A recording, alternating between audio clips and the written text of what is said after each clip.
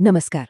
आज हम इतिहास की कोई क्लास नहीं करने वाले, बल्कि हम 1000 साल पुराने दौर के कोड को क्रैक करने की कोशिश करेंगे, और वो भी एक बहुत ही अलग तरीके से। सोचिए जरा, 1000 साल के लंबे इतिहास को सिर्फ 5 मिनट में समेटना हो तो कैसे करेंगे? है ना ये एक मुश्किल काम? इसका जवाब पता है कहाँ छिपा है? उन कम्पिटिटिव एग्जाम्स के सवालों में। असल में ये सवाल एक खजाने के नक्शे की तरह हैं, जो हमें सीधा वैदिक काल के उन हिस्सों तक ले जाते हैं जिन्हें आज सबसे जरूरी माना जाता है। तो चलिए इसी नक्शे के सहारे इस सफर पर निकलते हैं। अच्छा, किसी भी युग को समझने के लिए सबसे पहले उसकी नींव को समझना पड़ता है, और वैदिक काल की नींव है उसके ग्रंथ, यानी वेद। तो आइए सबसे पहले वेदों को ही समझते हैं। एग्जाम्स में एक सवाल है जो बार बार पूछा जाता है कि ऋग्वेद में कुल कितनी ऋचाएं हैं। जवाब है 1028। अब देखिए, ये सिर्फ एक नंबर नहीं है, ये हमें बताता है कि हजारों सालों से ये ग्रंथ बिल्कुल इसी रूप में हम तक पहुंचा है। ये उस मौखिक परंपरा की सटीकता का सबूत है जिसने इसे पीढ़ी दर पीढ़ी बिना बदले सहेज कर रखा। कमाल की बात है ना? अब एक और मजेदार सवाल पर आते हैं।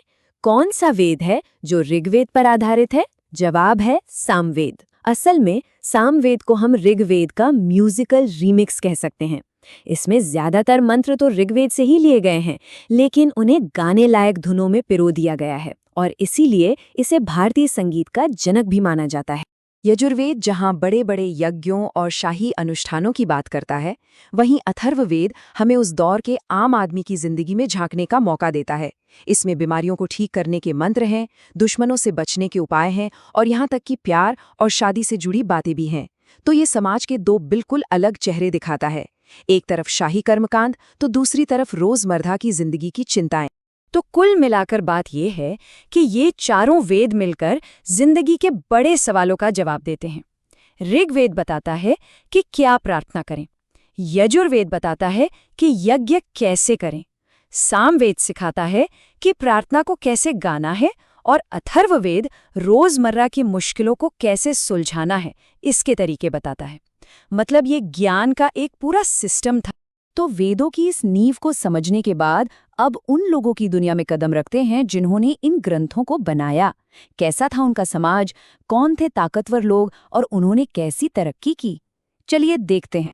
एक शब्द जिस पर हमेशा बहुत चर्चा होती है वो है आर्य। वैदिक साहित्य में इसका सीधा सा मतलब था श्रेष्ठ या सभ्य। अब यहाँ ये समझना बहुत जरूरी है कि ये कोई नस्लीय पहचान नहीं थी जैसा कि बाद में कुछ लोगों ने कहा, बल्कि ये एक सांस्कृतिक पहचान थी जो संस्कृत बोलने वालों और वैदिक रीति रिवाजों को मानने वालों के लिए इस्तेमाल होती थी। समाज की बात हो तो वर्ण व्यवस्था का जिक्र जरूर आता है। इसका सबसे पहला जिक्र हमें ऋग्वेद के 10वें मंडल के पुरुष सूक्त में मिलता है। लेकिन इसमें दिलचस्प बात यह है कि ज्यादातर विद्वान 10वें मंडल को ऋग्वेद में बाद में जोड़ा गया हिस्सा मानते हैं। इससे हमें ये अंदाजा लगता है कि शायद शुरुआती वैदिक समाज में ज्यादा लचीलापन था। और ये बात एक श्लोक से और भी साफ हो जाती है। ऋग्वेद में एक ऋषि कहते हैं, मैं एक कवि हूं, मेरे पिता वैद्य हैं और मेरी माँ अनाज पीसती हैं। सोचिए, एक ही परिवार में इतने अलग अलग काम। ये उस दौर के सामाजिक लचीलेपन को दिखाता है। अब बात करते हैं देवताओं की। तो ऋग्वैदिक काल के सबसे पॉपुलर देवता थे इंद्र, जिन्हें युद्ध और बिजली का देवता माना जाता था। उन पर 250 से ज्यादा भजन हैं। उन्हें पुरंदर भी कहा गया, जिसका मतलब है किलों को तोड़ने वाला। ये नाम ही अपने आप में एक कहानी कहता है। ये एक ऐसे समाज की कहानी है जो फैल रहा था, लड़ रहा था, और उसे एक ऐसे देवता की जरूरत थी जो उसे जीत दिला सके। समाज में एक और बहुत बड़ा बदलाव आया टेक्नोलॉजी की वजह से। ऋग्वैदिक काल कांसे का युग था, लेकिन फिर लगभग 1000 ईसा पूर्व के पास अतरंजी खेड़ा में लोहे की खोज हुई, और ये एक तरह की तकनीकी क्रांति थी। लोहे के औजारों से घने जंगलों को साफ करके खेती करना आसान हो गया, जिससे बड़ी बड़ी बस्तियां बसने लगीं। ये खोज ही एक तरह से ऋग्वैदिक काल के अंत और उत्तर वैदिक काल की शुरुआत का निशान। इस तकनीकी बदलाव के साथ ही एक बहुत बड़ा वैचारिक बदलाव भी आ रहा था। अब समाज का ध्यान बाहरी पूजा पाठ और कर्मकांडों से हटकर अंदर की ओर, यानी आत्मचिंतन की ओर मुड़ रहा था। अब फर्क देखिए, शुरुआती वैदिक काल का लक्ष्य क्या था? यज्ञ करके दुनिया की चीजें हासिल करना, जैसे अच्छी फसल, युद्ध में जीत, बेटे का जन्म। लेकिन उपनिषदों ने एक बिल्कुल नया लक्ष्य सामने रखा, मोक्ष, यानी जन्म और मृत्यु के चक्कर से आजादी। और ये आजादी बाहरी कर्मकांड से नहीं, बल्कि भीतरी ज्ञान से मिलेगी। ये सोच में एक जबरदस्त बदलाव था। उपनिषद शब्द का मतलब ही है गुरु के पास बैठना। इन्हें वेदांत भी कहते हैं, यानी वेदों का अंत। और यहाँ अंत का मतलब सिर्फ खात्मा नहीं, बल्कि ये उस वैचारिक चोटी का प्रतीक है जहाँ वैदिक सोच कर्मकांड से ऊपर उठकर दर्शन के शिखर पर पहुंचती है। और इस गहरी फिलॉसफी को समझाने के लिए कितनी कमाल की कहानियां हैं। जैसे कठोपनिषद में नचिकेता की कहानी है, जहां एक छोटा सा लड़का मौत के देवता यम से सीधे आत्मा के रहस्य के बारे में सवाल करता है।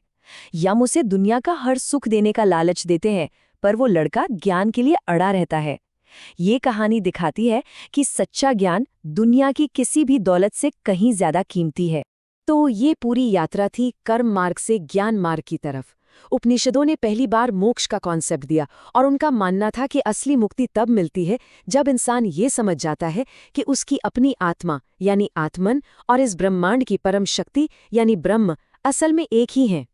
तो इन सवालों के जरिए इस पूरी यात्रा को देखने के बाद हमें आखिर क्या पता चलता है? कह सकते हैं कि ये इतिहास एक आईने की तरह है। इस खजाने के नक्शे से हमें कुछ बहुत जरूरी बातें पता चली। पहली, कि वेदों ने जिंदगी के हर पहलू के लिए एक ढांचा दिया था। दूसरी, कि समाज धीरे धीरे लचीली व्यवस्था से कठोर नियमों की तरफ बढ़ा। तीसरी, लोहे जैसी टेक्नोलॉजी ने सब कुछ बदल दिया। और आखिरी और सबसे अहम बात, इस युग की सबसे बड़ी देन थी कर्मकांड से आत्मज्ञान की तरफ ये दार्शनिक बदलाव। लेकिन यहाँ एक और गहरी बात है। हम जो सवाल पूछते हैं ना, वही तय करते हैं कि हम कौन सा इतिहास याद रखते हैं। ये प्रतियोगी परीक्षाओं के सवाल सिर्फ तथ्य नहीं है, ये हमारी आज की सोच का आईना है, जो दिखाते हैं कि हम अपने अतीत में क्या देखना और समझना चाहते हैं।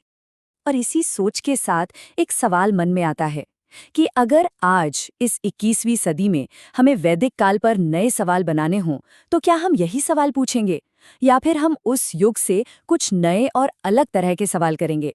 जैसे शायद हम ये पूछें कि वैदिक काल में इंसान और पर्यावरण का रिश्ता कैसा था, या उस समाज में महिलाओं की भूमिका और उनकी आवाज पर और गहरे सवाल पूछे जा सकते हैं। क्योंकि जो सवाल हम आज पूछते हैं वो सिर्फ हमारे अतीत के बारे में नहीं, बल्कि हमारे आज के बारे में भी बहुत कुछ बताते हैं।